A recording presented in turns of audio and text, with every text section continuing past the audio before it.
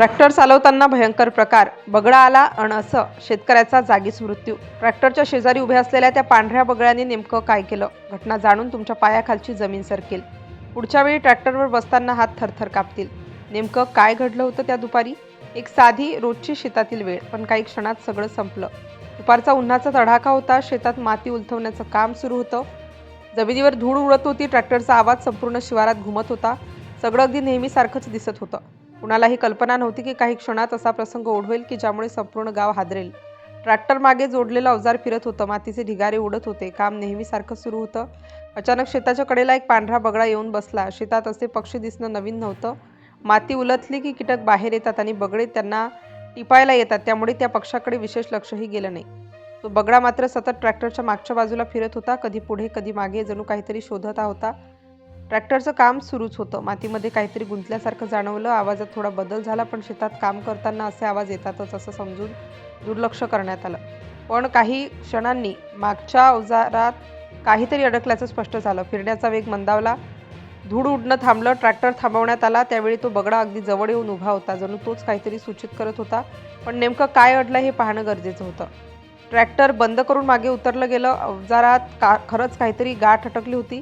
कदाचित कापडाचा तुकडा, कदाचित गवताचा ढिगार. आणि अशावेळी अनेक जण हातानेच तो काढण्याचा प्रयत्न करतात.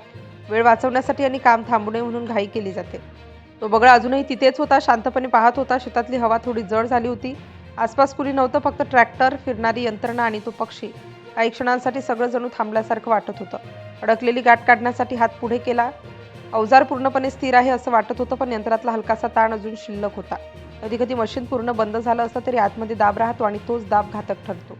एका क्षणात सगळं बदललं. हात घालताच यंत्रणेनं अचानक जोर पकडला. अवजाराने फिरण्याचा वेग घेतला. काही समजायच्या आत शरीर ओढलं गेलं. आवाज, धूळ आणि क्षणभरात घडलेली दुर्घटना. तो बगळा उडून गेला. शेतात पुन्हा शांतता पसरली. काही सेकंदांपूर्वी चालू असलेलं काम आता थांबलं होतं. ट्रॅक्टरजवळ हालचाल नव्हती. शेजारच्या शेतातल्या लोकांना आवाज ऐकू आला तेव्हा ते धावत आले. समोरचं दृश्य पाहून त्यांच्या अंगावर काटा आला. मशीनमध्ये अडकलेलं शरीर आणि सगळं संपलेलं. जागीच प्राण गेले होते. कुणालाही विश्वास बसत नव्हता की काही क्षणांपूर्वी जिवंत असलेला माणूस आता निश्चल पडला आहे. आक्रोश सुरू झाला. घरच्यांना बातमी कळवण्यात आली. काही वेळातच शेतात लोकांची गर्दी झाली. प्रत्येकजण एकच प्रश्न विचारत होता, नेमकं काय झालं? तो बगळा आला आणि मग अचानक अशी घटना कशी घडली? प्रत्यक्षात तो पक्षी कारण नव्हता, पण त्या क्षणाचा साक्षीदार मात्र तोच ठरला. खरी चूक झाली ती घाईची. यंत्र पूर्णपणे सुरक्षित आहे याची खात्री न करता हात घालणं जीवघेणं ठरलं. शेतात वापरली जाणारी अवजारे अतिशय शक्तिशाली असतात. त्यांचा वेग आणि ताकद माणसाच्या अंदाजापेक्षा जास्त असते. एक छोटा क्षण, एक छोटी दुर्लक्ष आणि आयुष्यभराची किंमत मोजावी लागते. त्या दिवशीही असंच झालं. मातीमध्ये अडकलेले गाठ काढताना यंत्रणेनं अचानक जोर पकडला आणि शेतकऱ्याला आत ओढलं. बाहेर काढेपर्यंत सगळं संपलं होतं. गावात शोककळा पसरली. घरात पत्नी, मुलं, त्यांच्या डोळ्यासमोर उभा असलेला आधार काही क्षणात हिरावला गेला. शेतात काम करणं म्हणजे रोजचा संघर्षच, पण असा शेवट कुणालाही अपेक्षित नव्हता.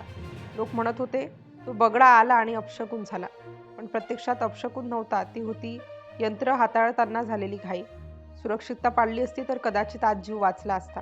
शेतात काम करताना ट्रॅक्टर पूर्ण बंद करून, किल्ली काढून, अवजार पूर्ण स्थिर झाल्याची खात्री करूनच हात लावायला हवा.